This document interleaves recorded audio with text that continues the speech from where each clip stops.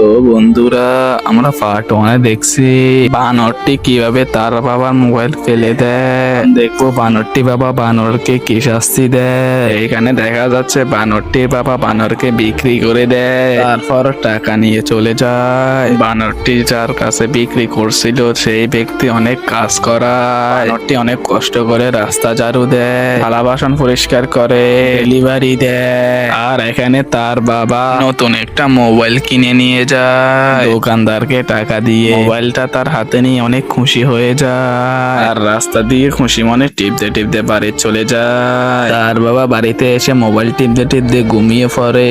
তখন অনেক রাত হয়ে যায়, দিনের আলো চলে যায়। তখন বানরটি বাড়িতে চলে আসে। বাড়িতে চলে এসে দেখে তার বাবা ঘুমিয়ে পড়েছে। বানরটি ক্লান্ত অবস্থায় তার বাবার পাশে ঘুমিয়ে পড়ে। আর আপনি যদি পানি খেতে ভালোবাসেন চ্যানেলটি সাবস্ক্রাইব করে দেন, আর আপনি যদি দুধ খেতে ভালোবাসেন ভিডিওটি লাইক করে দেন।